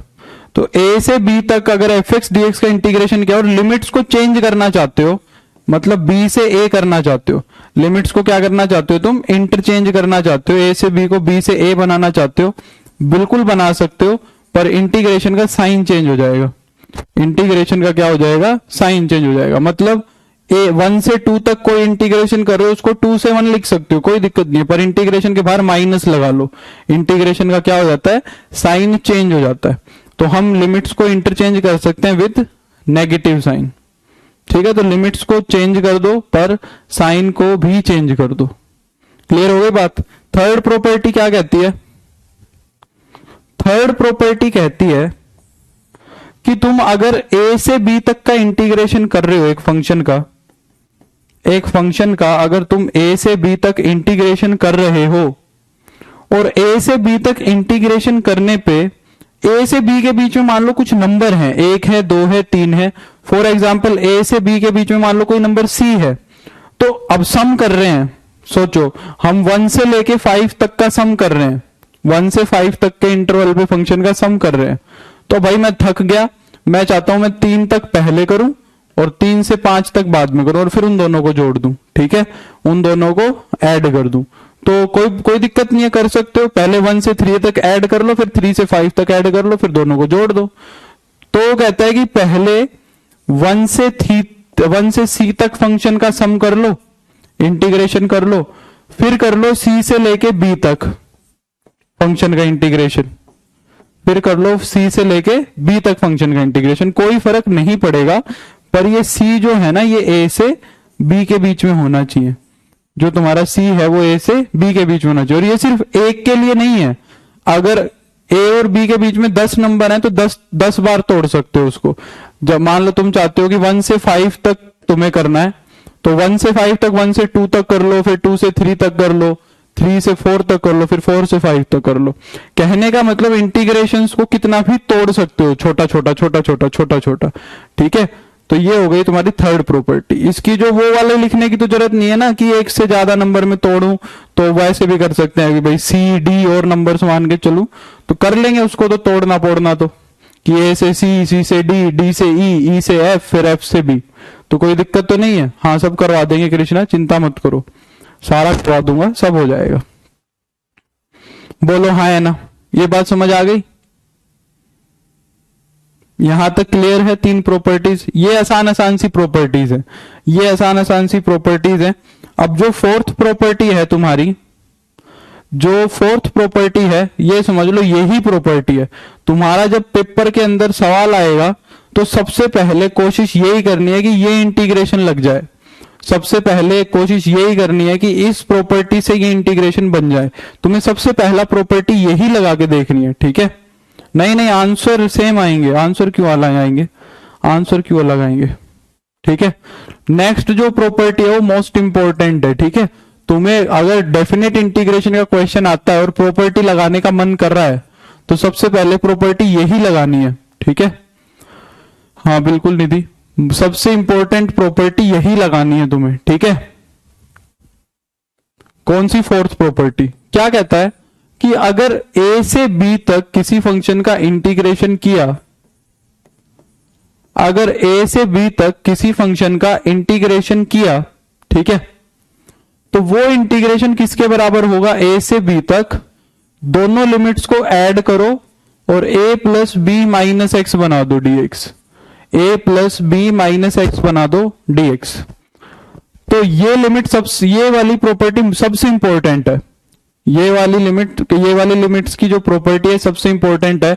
वो कहता है कि अगर a से b तक फंक्शन की लिमिट्स हैं तो अगर दोनों लिमिट्स को जोड़ के और a plus B minus X में कैलकुलेट करूंगा, उस पे भी फंक्शन में, उसमें भी इंटीग्रेशन पे कोई फर्क नहीं पड़ेगा। अभी इस पे बेस्ड क्वेश्चंस करवाऊंगा, अभी इस पे बेस्ड कुछ छोटे छोटे क्वेश्चन करवाऊंगा ताकि तुम्हें यूज करनी आ जाए, ठीक है। अच्छा, इसका एक स्पेशल केस बनता है जो सबसे ज्यादा यूज होता है, स्पेशल केस। स्पेशल केस क्या बनता है कि अगर लोअर लिमिट 0 है, स्पेशल केस क्या बनता है कि लोअर लिमिट 0 है और अपर लिमिट कुछ है, तो 0 से a F x D x क्या बनेगा तुम्हारा, 0 से a F x D x बनेगा तुम्हारा, ठीक है। 0 से a, अब दोनों को अगर ऐड करोगे लोअर लिमिट और अपर लिमिट को, तो 0 प्लस a तो a हो जाएगा, हाँ हो जाएगा Sonali, a minus x D x, ठीक है। तो उस केस में ये प्रॉपर्टी ये बन जाएगी, उस केस में तुम्हारी ये प्रॉपर्टी ये बन जाएगी। कॉन्टिन्यूटी के लिए फंक्शन हमेशा ही कॉन्टिन्यूटी बोल रहा हूं, इंटीग्रेशन करने की पहली शर्त ही ये होती है सौरभ कि फंक्शन कॉन्टिन्यूअस होना चाहिए। अगर फंक्शन कहीं पे टूट गया बीच में तो उस फंक्शन का हम सम नहीं कर सकते कभी भी। मैंने जब तुम्हें लिखा था पहली बात के अंदर कि फंक्शन कॉन्टिन्यूअस ही होना चाहिए, देखो लिमिट एज ए सम में से कुछ तो सीखो कि फंक्शन क्या होना चाहिए, कॉन्टिन्यूअस होना चाहिए, तभी हम उसका इंटीग्रेशन कर सकते हैं। ठीक है, ठीक है प्रीति। अब देखो मैं इस पे कुछ क्वेश्चन करवाता हूं तुम्हें। अब इसी पे बेस्ड कुछ क्वेश्चन कर लेते हैं ताकि ये प्रॉपर्टी दिमाग में थोड़ी सी फिट हो जाए। ठीक है, चलो मैं तुम्हें क्वेश्चन देता हूं, करो। मान लो मैंने क्वेश्चन दे दिया तुम्हें, एक तो ले पहले ही, चलो π/6 से π/3, π/6 से π/3 cos x अपॉन में sin x plus cos x dx, इसका इंटीग्रेशन करो। प्रॉपर्टी बता दी कौन सी लगानी है, प्रॉपर्टी मैंने तुम्हें बता दी ये लगानी है। ठीक है, प्रॉपर्टी तुम्हें पता है, आधी मिनट का समय है, बस आधी मिनट का समय, एक क्वेश्चन सोल्व करना पड़ेगा, इसके बाद का कोई क्वेश्चन सोल्व नहीं करना पड़ेगा। ऐसा एक करके देख लो, बस एक कर लोगे उसी से समझ आ जाएगा, उसके बाद सोल्व करने की जरूरत नहीं है। हाँ हो जाएगा मीनू, हो जाएगा, करो, शाबाश।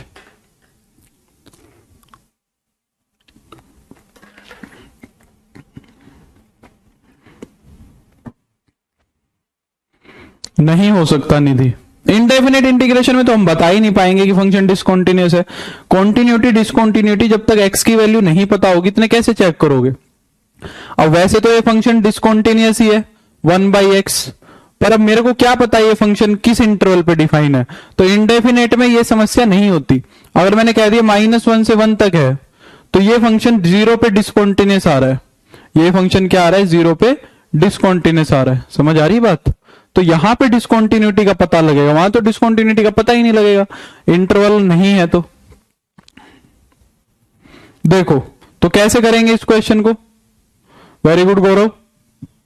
हमारा आई क्या बन जाएगा, π/6 से π/3। वैसे इसके अंदर एक प्रॉपर्टी और यूज हो रही है, एक प्रॉपर्टी और यूज हो रही है, वो मैं नहीं लगा पाया यहां पे। ठीक है, वो अभी आगे बताऊंगा, इसके आगे पर यूज कर लेंगे। ठीक है, थोड़ा सा मैंने दे दिया तुम्हें पहले। तो देखो अगर यहां पे रखेंगे, दोनों का सम करो, अगर दोनों को जोड़ोगे 30 डिग्री प्लस 60 डिग्री तो π/2 ही बनेगा। ये हो जाएगा π/2 माइनस एक्स, ये हो जाएगा तुम्हारा sin π/2 माइनस एक्स प्लस का cos π/2 माइनस एक्स dx। ठीक है, और ये तुम्हारा क्या बन जाएगा, π/6 से π/3 ये बन जाएगा। तो ऊपर तो आ जाएगा तुम्हारा sin x और नीचे हो जाएगा तुम्हारा cos x प्लस का sin x। अब जरा फर्स्ट और सेकंड इंटीग्रेशन को, ये जो इंटीग्रेशन बना है इसको और जो दिया हुआ था उसको देखो, उसको देखो।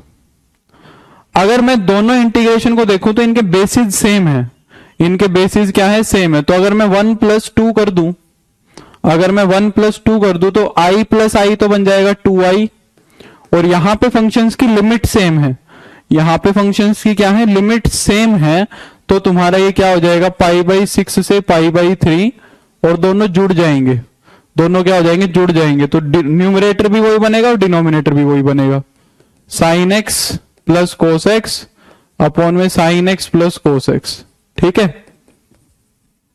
तो ये हो जाएगा तुम्हारा कैंसिल आउट, है ना। तो यहां बचेगा सिर्फ dx, तो ये हो जाएगा 2π = इसका इंटीग्रेशन हो जाएगा x π/6 से π/3। तो अपर लिमिट लगाओगे π/3 माइनस π/6, तो ये हो जाएगा तुम्हारा 2i = π/6 और i की वैल्यू हो जाएगी तुम्हारी π/12। तो π/12 आंसर आ गया। बोलो समझे कि नहीं समझे, हाँ है ना, समझ आई बात, समझ आई कि नहीं आई बात, बोलो। मैं प्रॉपर्टी नंबर 5 लिख देता हूं, इसके अंदर एक छोटी सी प्रॉपर्टी मैंने यूज कर दी कि अगर a से b तक तुम्हें इंटीग्रेशन करना है किन्हीं 2 फंक्शंस के सम का, या 3 फंक्शंस के सम का, या 4 फंक्शंस के सम का, या डिफरेंस भी करना है, या डिफरेंस भी करना है, तो उनका अलग अलग भी इंटीग्रेशन करके जोड़ सकते हो। ठीक है, अलग अलग इंटीग्रेशन करके जोड़ भी सकते हो और घटा भी सकते हो। तो ये वाली प्रॉपर्टी मैंने अभी अभी यूज कर दी, तो इसलिए इस प्रॉपर्टी नंबर 5 को लिख लो। ठीक है, कि दोनों को अगर देखेंगे इधर से दोनों की लिमिट सेम है, दोनों की लिमिट सेम है, तो फंक्शंस को ऐड करके और फिर लिमिट लगा सकते हैं। दोनों फंक्शंस को ऐड करके और फिर हम क्या लगा सकते हैं, लिमिट लगा सकते हैं। ठीक है, विदाउट प्रॉपर्टी कैसे करेंगे, नहीं अब काफी कॉम्प्लिकेटेड हो जाएगा। विदाउट प्रॉपर्टी कर सकते हो पर काफी कॉम्प्लिकेटेड हो जाएगा, बहुत लेंथी हो जाएगा। अब देखो मैं अगला क्वेश्चन देता हूं, तुम बहुत जल्दी कर दोगे। मैं अगला क्वेश्चन देता हूं, शायद तुम बहुत जल्दी कर दोगे, मेरे को ऐसी उम्मीद है। मान लो 0 से π/2 √10x अपॉन में √cot(x) प्लस √10x। चलो बताओ, शाबाश। मेरे ख्याल से 10 सेकंड में जवाब दे दोगे। अदिति देखते हैं, वो हाँ वो कर लेंगे, लेबनीज वाला भी बता दूंगा मैं, चलो बता दूंगा।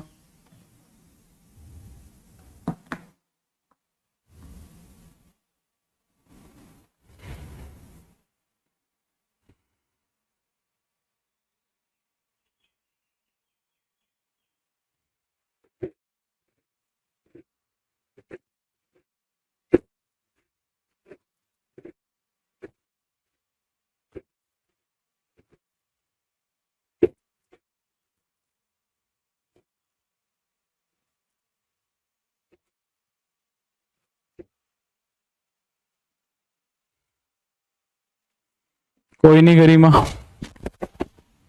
π/4 π/4 π/12, very good very good very good. ठीक है, तो अब तुम्हें पता है कि जब प्रॉपर्टी लगाएंगे तो ऊपर cot(x) आएगा, दोनों को जोड़ोगे, दोनों को जोड़ोगे तो 2i बनेगा तुम्हारा कितना, x का इंटीग्रेशन 0 से π/2, तो π/2 माइनस 0 हो जाएगा, तो i की वैल्यू हो जाएगी π/4, i की वैल्यू हो जाएगी π/4। समझ आ गया कि नहीं, आगे बताओ। π/4 इस 2 से डिवाइड करना मत भूलना भाई, i की वैल्यू निकालनी है।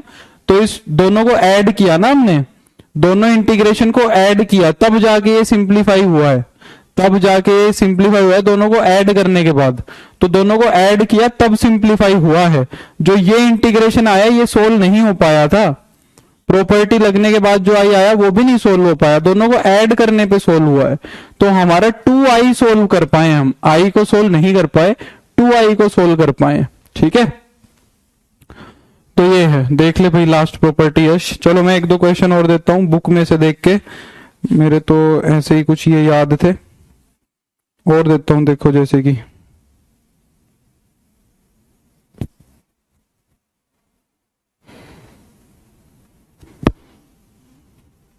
हाँ b-a/2 ऐसे भी याद कर सकते हो, b-a/2 ऐसे भी याद कर सकते हो। देखो ये बताओ, थर्ड क्वेश्चन, इंटीग्रेशन दिया हुआ है तुम्हें कितना,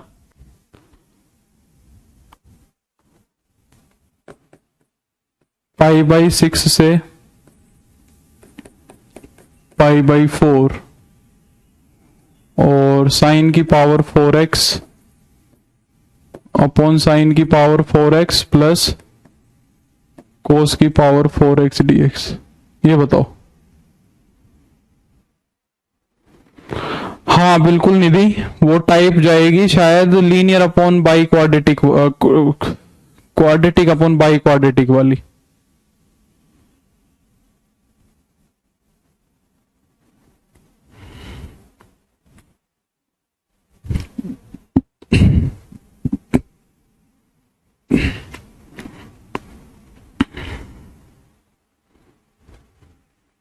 π/6 से π/3 आएगा, सॉरी π/4 नहीं, π/3 कर लेना, सॉरी π/3, ठीक है, π/3 है, सॉरी π/3।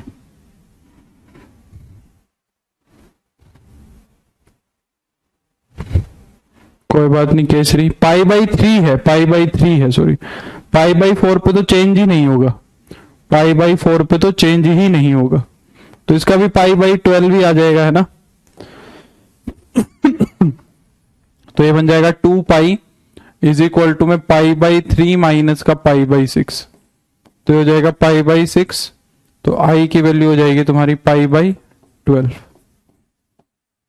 ठीक है, बोलो समझ गए? कर दोगे ऐसा सवाल? ये बताओ, ये वाला बताओ, चलो ये वाला बताओ। 0 से 7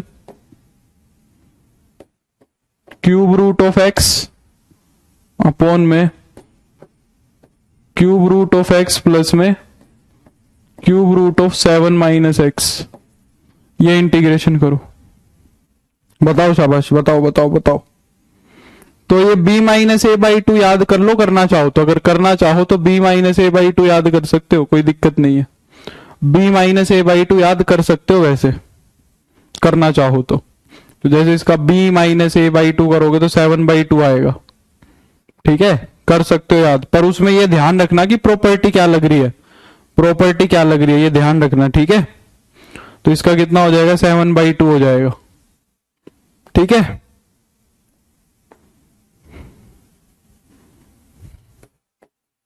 तो ये हो जाएगा तुम्हारा 7/2।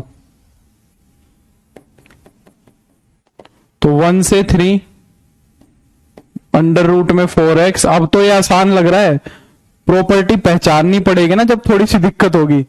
अब तो ये तुम्हें इजी लग रही है, पर प्रॉपर्टी जब पहचाननी पड़ेगी ना तो थोड़ी सी दिक्कत होगी, ठीक है। इसका कितना आएगा फिफ्थ वाले का? फिफ्थ वाले का बताओ।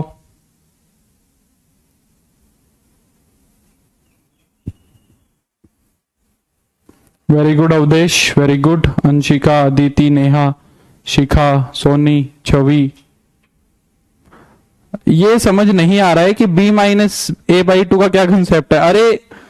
अरे नेहा, ये ही तो लगा रहे हो तुम। जब देखो दोनों को ऐड किया, b minus A by two का कंसेप्ट ये है। 2i की वैल्यू कितनी आई? ये क्वेश्चन तो समझ आया होगा। 2i की वैल्यू क्या आई? π/3 माइनस π/6। π/3 क्या है तुम्हारा? π/3 तो अपर लिमिट है b, π/3 तो अपर लिमिट है b, और π/6 क्या है? Lower limit. तो 2i की वैल्यू b माइनस ए ही आएगी हमेशा। 2i की वैल्यू b माइनस ए ही आएगी। तो i की वैल्यू कितनी बन जाएगी? b minus A by to. i की वैल्यू बन जाएगी b minus A by to. ये कंसेप्ट है, ठीक है। चलें, बहुत है इतने क्वेश्चन, फिर और कर लेंगे, और कर लेंगे जब हम प्रीवियस ईयर करेंगे, और कर लेंगे, ठीक है। प्रॉपर्टी आज खत्म तो करो, 4:30 हो चुके हैं। प्रॉपर्टीज खत्म तो करो, ठीक है। चलो अब नेक्स्ट करते हैं। 5 प्रॉपर्टी अच्छे से समझ आ गई? 5 प्रॉपर्टी में कोई डाउट तो नहीं है? याद हो गई सारी? टिप्स पे हो गई ना? 3 प्रॉपर्टी के अंदर तो कुछ है ही नहीं, है तो बकवास की प्रॉपर्टी है, और ये भी बकवास की प्रॉपर्टी है। बस यही काम की प्रॉपर्टी है, बाकी की 4 तो बकवास है, ठीक है, उनका कोई मतलब नहीं है।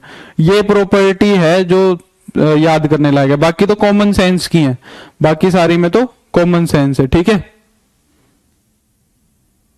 वो करवा देंगे अदिति, सबर सबर सबर, सब करवा देंगे, ठीक है, सारा हो जाएगा। ये आ गया तुम्हारा 1, ठीक है। चलो तो अब 6th प्रॉपर्टी पे चलते हैं। 6th प्रॉपर्टी से पहले मैं तुम्हें एक कंसेप्ट जो मैंने फंक्शन में छोड़ दिया था जान करके, फंक्शन के अंदर बच्चों ने मेरे को याद दिलवाया था पर मैंने छोड़ दिया था। मैंने तुम्हें बताया था even functions and odd functions, even functions and odd functions. पहले ये देखते हैं क्या होते हैं even functions and odd functions. Even और ऑड फंक्शंस देखो क्या होते हैं, इनकी जरूरत पड़ेगी अब यहां पे मेरे को नेक्स्ट प्रॉपर्टी के अंदर। नेक्स्ट प्रॉपर्टी के अंदर मेरे को इसकी जरूरत पड़ेगी, इवन फंक्शन की और ऑड फंक्शन की जरूरत पड़ेगी, ठीक है।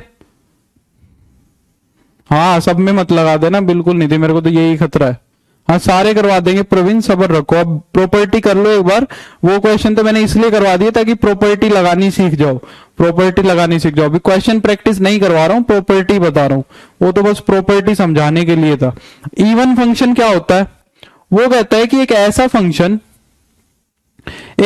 फंक्शन जिसके अंदर अगर मैं x की जगह -x रख दूं, एक ऐसा फंक्शन जिसके अंदर मैं x की जगह अगर -x रख दूं तो मेरे को फंक्शन पे कोई असर ही ना दिखे, फंक्शन वापिस से वही आ जाए। अगर मैं फंक्शन में x की जगह -x रख दूं और फंक्शन वापस से वही आ जाए, फंक्शन पे कोई फर्क ही ना पड़े, तो मैं बोलूंगा कि वो फंक्शन मेरा क्या है, इवन फंक्शन है। जैसे कि फॉर एग्जाम्पल सिंपल सी बात करूं तो F x is equal to X square. इस फंक्शन के अंदर अगर तुम इस फंक्शन के अंदर अगर तुम तेज पढ़ा रहा हूं क्या, लक्ष्मी कह रहा है धीरे धीरे, लक्ष्मी कह रही है धीरे धीरे, धीरे ही तो बता रहा हूं एकदम। कह रहा है अगर फंक्शन के अंदर तुम x की जगह माइनस एक्स रख दो तो कोई असर ना हो। देखो इस फंक्शन के अंदर अगर मैं x की जगह पे माइनस एक्स रख दूं तो ये बन जाएगा माइनस का एक्स स्क्वायर, और ये फिर से क्या बन जाएगा एक्स स्क्वायर। तो जो फंक्शन लेके चले थे वो ही वापिस आ गया। तो ऐसे फंक्शन को हम क्या बोलते हैं, फंक्शन क्या होता है, इवन फंक्शन होता है। ये इवन फंक्शन है।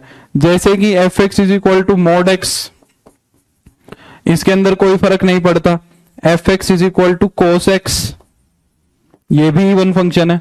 तो ये फंक्शंस क्या होंगे तुम्हारे, ये फंक्शंस इवन फंक्शंस है, जिनके अंदर x की जगह अगर मैं माइनस एक्स रख दूं तो कोई फर्क नहीं पड़ता है, कोई फर्क नहीं पड़ता है। ऐसे फंक्शंस को बोलते हैं हम इवन फंक्शन। ठीक है।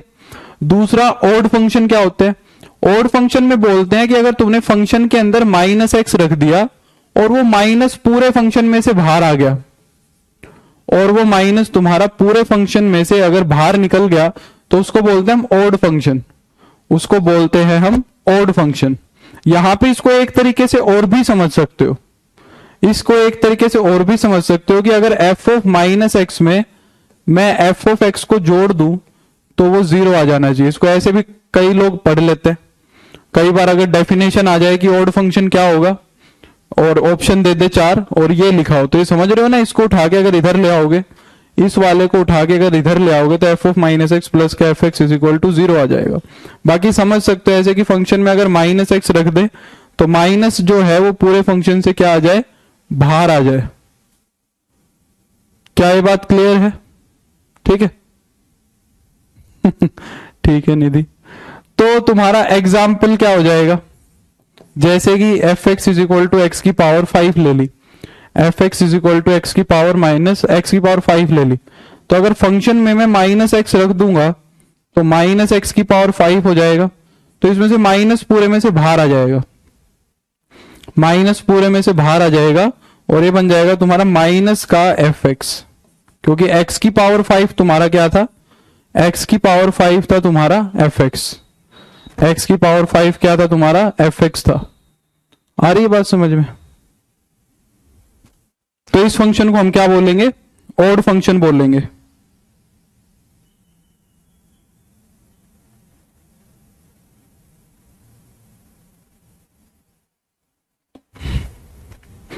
ठीक है। तो मैं तुमको एक क्वेश्चन दूं। अच्छा, क्या ऐसे फंक्शन भी होंगे जो कुछ नहीं होंगे? क्या ऐसे फंक्शन भी होंगे जो कुछ नहीं होंगे? बिल्कुल होते हैं। मैं अगर तुमसे पूछूं बताओ ये फंक्शन क्या है, मैं तुमसे पूछूं ये फंक्शन बताओ क्या है, sine x plus cos X, ये फंक्शन इवन है या ऑड है? ये फंक्शन तुम्हारा इवन है या ऑड है? ये फंक्शन क्या है बताओ? तो ये फंक्शन तुम्हारा ना तो इवन है ना ही ऑड है। क्यों? अगर फंक्शन के अंदर मैं माइनस एक्स रखूंगा तो ये हो जाएगा साइन के अंदर माइनस एक्स हो जाएगा, प्लस कोस के अंदर क्या हो जाएगा, माइनस एक्स हो जाएगा। ठीक है।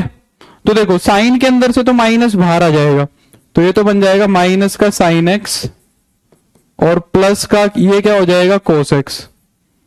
अब ना तो ये फंक्शन तुम्हारा एफ एक्स बना, एफ एक्स तो नहीं बना, साफ साफ दिख रहा है, ना तो ये फंक्शन एफ एक्स बना।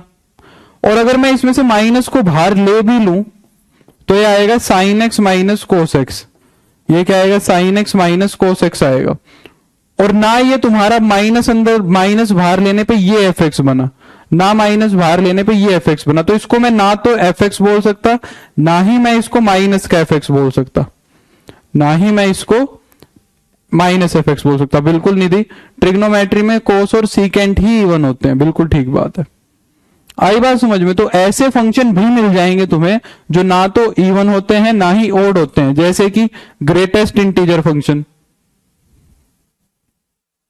जैसे कि तुम्हारा कौन सा, GIF, greatest integer function.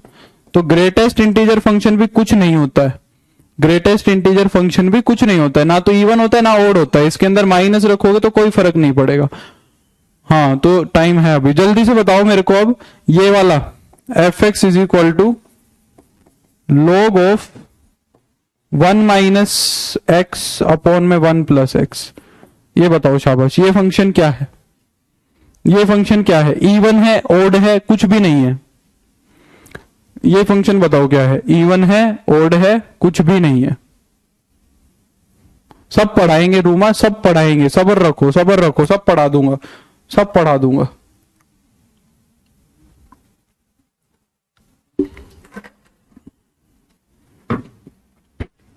Trigonometry में एक दिन लगाऊंगा बस, ट्रिग्नोमेट्री में एक दिन लगेगा, एक फॉर्मूले का और एक दिन प्रैक्टिस का, बस इससे ज्यादा नहीं लगेगा। मेरे को पता है ना तुम्हारे क्वेश्चन कहां से ज्यादा आएंगे। टीचिंग एग्जाम में किसी को ट्रिग्नोमेट्री से मतलब नहीं होता। टीचिंग एग्जाम सब कैलकुलस पे चलेंगे, सब कैलकुलस पे चलेंगे। वेरी गुड अभिषेक सुरभि, वाह इंटेलिजेंट बच्चे हैं भाई, शाबाश शाबाश। कामिनी ने और अभिषेक ने गलत कर दिया। ये देखो, ये फंक्शन ही नहीं कह रही, सोनी कह रही है फंक्शन ही नहीं है। अरे भाई फंक्शन तो है, फंक्शन तो छोड़ दो ना, इधर इवन नो रोड। सबर तो देखो, एक बार रख के तो देखो, रख के बिना देखी बता दिया क्या? देखो, अगर मैं फंक्शन के अंदर अगर माइनस एक्स रखूं तो ये बन जाएगा log ऑफ, अगर मैं माइनस एक्स रखूं तो ये हो जाएगा 1 प्लस एक्स अपॉन में 1 माइनस एक्स। इसके अंदर थोड़ा सा जादू है, इसके अंदर थोड़ा सा जादू है। तो अगर मैं इसको ऐसे लिख दूं log of 1 minus X upon में 1 प्लस एक्स की पावर -1, ये वाली जो चीज आई है अंदर वाली जो चीज आई है, इस पे मैं क्या लिख सकता हूं? पावर -1 लिख सकता हूं। इस पे मैं क्या लिख सकता हूं? पावर -1 लिख सकता हूं, क्योंकि इसको रेसिप्रोकल करके पावर -1 लिख दो। और log की प्रॉपर्टी होती है कि वो पावर आगे आ जाती है, ठीक है। तो ये हो जाएगा तुम्हारा माइनस का log 1 माइनस एक्स अपॉन में 1 प्लस एक्स, ठीक है, माइनस आगे आ जाएगा। तो जो एफ ऑफ माइनस एक्स लेके चले थे वो क्या आ गया तुम्हारा? माइनस का एफ एक्स आ गया। तो ये फंक्शन तुम्हारा क्या है? ओड है। तो जल्दबाजी नहीं करनी है, जल्दबाजी नहीं करनी है बिल्कुल भी, ठीक है, जल्दबाजी नहीं करनी है। तो ये फंक्शन कुछ नहीं है, कुछ नहीं है, ये बात गलत है। ये फंक्शन क्या है तुम्हारा? ओड फंक्शन है। क्लियर? चलो अब नेक्स्ट प्रॉपर्टी आती है, प्रॉपर्टी नंबर 6th प्रॉपर्टी कहती है, अब हम कर सकते हैं कि अगर हमें इंटीग्रेशन दिया हुआ है -a से a तक, अगर हमें इंटीग्रेशन दिया हुआ है -a से a तक और एक फंक्शन का इंटीग्रेशन करवा रहा है, तो वो कहेगा कि ये तो सबको रटी पड़ी रहती है, घिसी पिटी प्रॉपर्टी है, इसकी इज्जत खत्म कर दी इस प्रॉपर्टी की, सबको पता रहती है प्रॉपर्टी। -a से a तक अगर एक फंक्शन का इंटीग्रेशन किया तो वो 0 होगा अगर एक फंक्शन क्या होगा? ओड होगा। If F x is odd, अगर फंक्शन ओड है तो उसका जब हम वो करते हैं तो क्या होगा? 0 हो जाएगा, ठीक है। और वो कहता है कि अगर फंक्शन इवन है, अगर फंक्शन इवन है, अगर फंक्शन इवन है तो तुम्हें एक मदद मिल जाएगी कि तुम इंटीग्रेशन को ट्वाइस कर लो और 0 से a बना लो लिमिट को। तुम्हारे को एक मदद ये मिल जाएगी इवन में कि जो तुम्हारा ये है, ये क्या बन जाएगा? 0 से a twice of F x D x, अगर फंक्शन इवन है तो। छवि इसके अंदर से नीचे से 4 कॉमन ले लो यार, ये तो बहुत आसान क्वेश्चन है। इसके अंदर से 4 को कॉमन ले लो, ठीक है, ये बन जाएगा 9/4 माइनस एक्स स्क्वायर, तो 3/2 का whole square minus X square, तो A square minus X square वाला फॉर्मूला लग जाएगा सीधा सा, log of a plus X upon में a माइनस एक्स वाला। छवि ये तो इजी सा है। बोलो ये प्रॉपर्टी समझ आई? अगर -a से a तक दिख जाए लिमिट तो कान खड़े हो जाने चाहिए। अगर -a से a तक दिख जाए लिमिट तो क्या हो जाने चाहिए? कान खड़े हो जाने चाहिए। जैसे कि क्वेश्चन, मान लो मैंने तुमसे पूछ लिया इंटीग्रेशन करो माइनस का 1097 से 1097 x की पावर 3 dx, क्या होगा?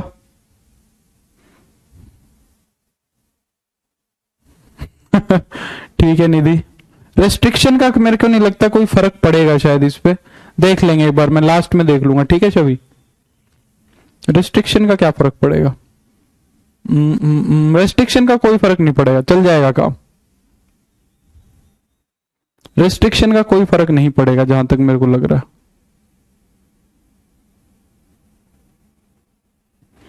ठीक है, तो माइनस ए से ए, एक्स क्यूब है तो 0।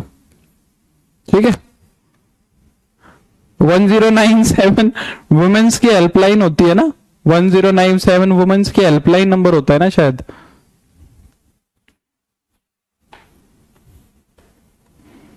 चलो ये बताओ,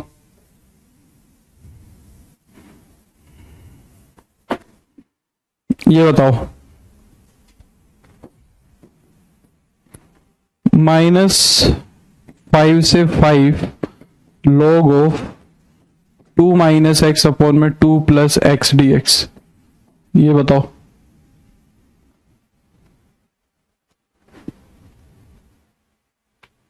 गलत दिया हुआ है, निधि कह रही है गलत। अच्छा 1090 है, ये बताओ। 1090 है, ठीक है, तो ये भी 0 हो जाएगा। अभी अभी तो बताया था ये फंक्शन ऑड है, फिट कर लो इसको दिमाग में। अगर ऊपर माइनस नीचे प्लस या ऊपर माइनस नीचे प्लस कुछ भी हो, प्लस माइनस ऊपर नीचे कुछ भी हो, वो हमेशा क्या बनेगा? 0 बनेगा। ठीक है, कुछ भी बने 0 बनेगा। पहचान लोगे? बताओ, पहचान लेंगे इसको? पहचान लेंगे ना इसको?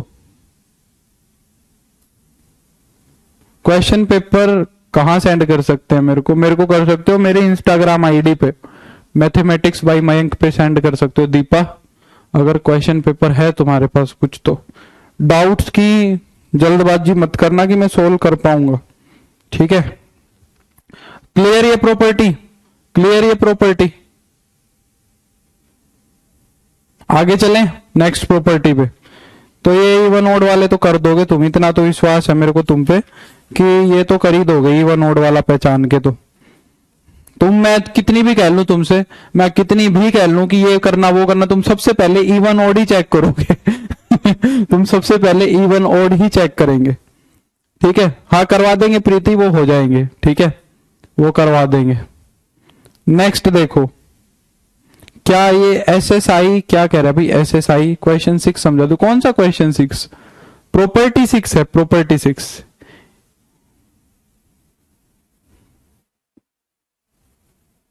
प्रॉपर्टी नंबर 7 देखो क्या कहती है।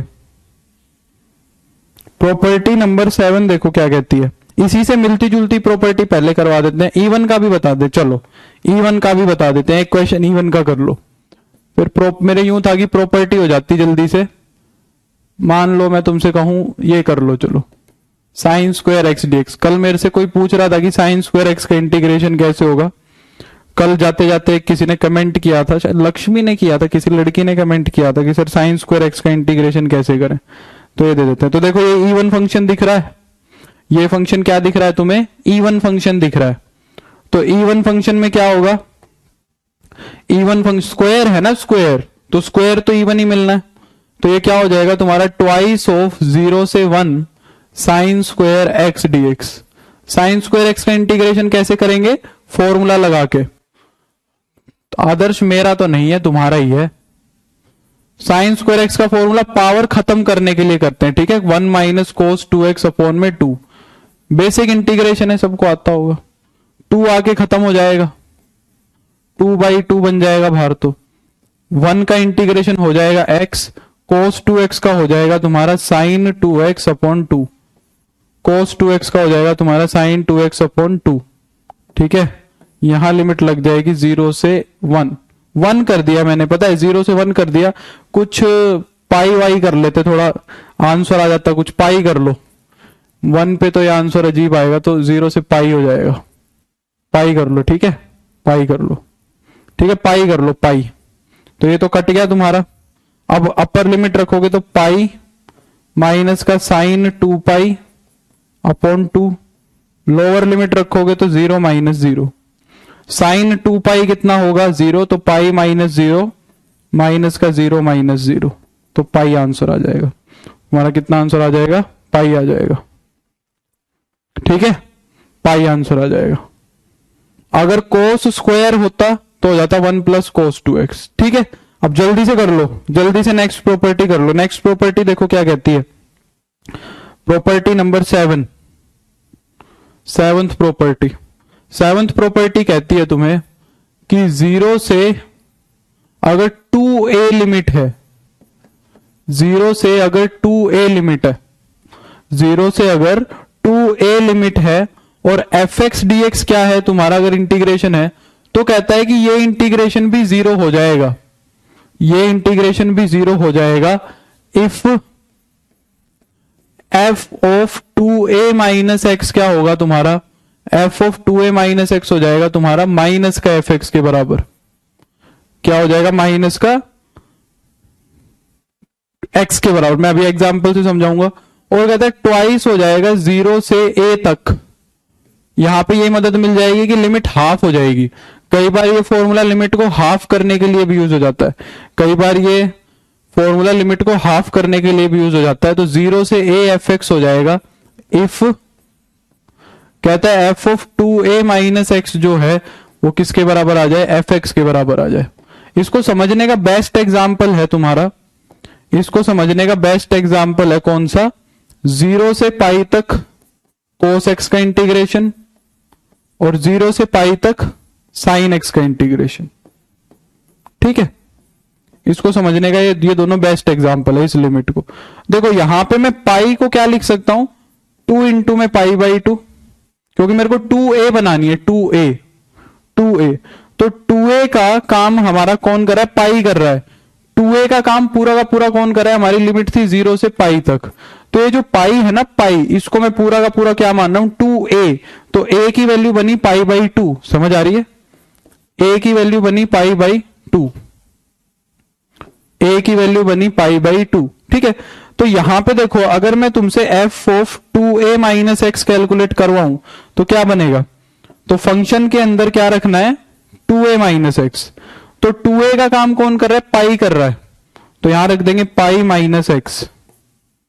2a का काम कौन कर रहा है, पाई कर रहा है, तो कोस पाई माइनस एक्स किसके बराबर होगा, माइनस के कोस एक्स के। कोस 180 माइनस थीटा किसके बराबर होता है, माइनस का कोस थीटा। तो f of 2a minus x जो है वो माइनस के fx के बराबर आ गया, यहां तो माइनस fx के बराबर आ गया, तो ये इंटीग्रेशन तो हो जाएगा तुम्हारा 0, ये इंटीग्रेशन तो हो जाएगा तुम्हारा 0। ठीक है, और यहां अगर मैं देखूं f of 2a minus x निकलवाऊं तो 2a का काम कौन कर रहा है, पाई, तो यहां पे बनेगा तुम्हारा साइन पाई माइनस एक्स, यहां पे बनेगा तुम्हारा साइन पाई माइनस एक्स, और साइन पाई माइनस एक्स क्या होता है तुम्हारा, साइन एक्स होता है, साइन पाई माइनस एक्स क्या होता है, साइन एक्स। तो f of 2a minus x जो है ना वो fx के ही बराबर आ रहा है, तो यहां पे ये वाला इंटीग्रेशन क्या बनेगा तुम्हारा, ट्वाइस ऑफ 0 से लिमिट का हाफ कर देंगे, तो पाई का हाफ कितना हो जाएगा, पाई बाई 2, और ये बन जाएगा साइन एक्स dx। ये ऐसे टूट जाएगा, ये ऐसे टूट जाएगा। आ रही बात समझ में, तो इनको समझने के लिए बेस्ट है, जल्दी से मैं तुम्हें एक प्रॉपर्टी बचती है 8th प्रॉपर्टी, ये और बता देता हूं, फिर तुम्हारा काम खत्म। ठीक है, ये प्रॉपर्टी स्पेशली किसके लिए यूज होती है, लिमिट को हाफ बनाने के लिए। जो 8th प्रॉपर्टी है ये स्पेशली लिमिट को हाफ बनाने के लिए ही यूज होती है। जब मैं लिमिट को आधा करना चाहूं, पाई से पाई बाई 2 करना चाहूं, 2 से 1 करना चाहूं, 4 से 2 करना चाहूं, तो अगर 0 से 2a को, यहां पे फंक्शन का कुछ भी नहीं है, यहां पे फंक्शन का कुछ भी नहीं है, e1 और 2a माइनस एक्स सीधी है, किसी भी फंक्शन पे लगा दो, जिसका मन करे उस पे लगा दो, तो 0 से a लिमिट हाफ हो जाएगी, fx dx प्लस का 0 से a f of 2a minus x dx। यहां पे कुछ नहीं करना, बस सीधा अगर कोई भी फंक्शन देखे और लिमिट को हाफ करना चाहते हो, कोई भी लिमिट दिखे और लिमिट को आधा करना चाहते हो, तो ये प्रॉपर्टी डायरेक्ट लगा दो। ठीक है, 0 से a लिमिट को आधा कर दो, f ऑफ x dx, और 0 से a f of 2a minus x dx। बोलो ये प्रॉपर्टी समझ आ गई है बच्चे से, प्रॉपर्टी समझ में आ गई। देखो अवदेश लगभग सारे ही सेम है, मॉड x का साइन x ये मैं सब करवा दूंगा, मेरे को अभी क्वेश्चन करवाने तो पहले प्रॉपर्टी समझ लो, मैं सब करवा दूंगा, चिंता मत करो गौरव, सारे हो जाएंगे, चिंता मत करो। ठीक है, मॉड x का, ग्रेटेस्ट इंटीजर फंक्शन का अभी क्वेश्चन करवाने बचते हैं, सब्र रखो, कल हम इसके क्वेश्चन ही करेंगे सारे के सारे। ठीक है, कल डेफिनेट इंटीग्रेशन के क्वेश्चन ही करने हैं बस हमें, परसों मैं करवा दूंगा तुम्हें क्या, तुम्हारा एरिया वाला, एप्लीकेशन वाला। बस तुम आज प्रॉपर्टीज याद कर लो, डेफिनेट इंटीग्रेशन के क्वेश्चन लगा लो, अपनी तरफ से लगा लो जो लगा सकते हो, एनसीईआरटी से, आरडी शर्मा से, जहां से जो क्वेश्चन हो रहे हैं वो कराओ। कल मैं अपनी तरफ से अपने हिसाब से तुम्हारा तैयार करवा दूंगा, चिंता मत करना, ठीक है। परसों हम एप्लीकेशन ऑफ इंटीग्रेशन कर लेंगे। ये प्रॉपर्टीज याद कर लेना, बस मैंने अपनी तरफ से थोड़ा प्रैक्टिकली समझाने की कोशिश कर ली, कर लेना, ठीक है। तो मेरे को उम्मीद है कि लेक्चर पसंद आया होगा। एज यूजुअल साउंड क्या खत्म, साउंड खत्म हो गया क्या निधि? चलो तो अब मिलेंगे हम कल, ठीक है। तो पढ़ लेना आज, इंटीग्रेशन के क्वेश्चन कर लेना जो भी बुक हो तुम्हारे, ठीक है। और तो क्या ही करोगे, ठीक है। चलो बाय। तो अब मिलेंगे हम कल सेम टाइम पे। Bye, good day. अवदेश लगभग सेम ही होता है।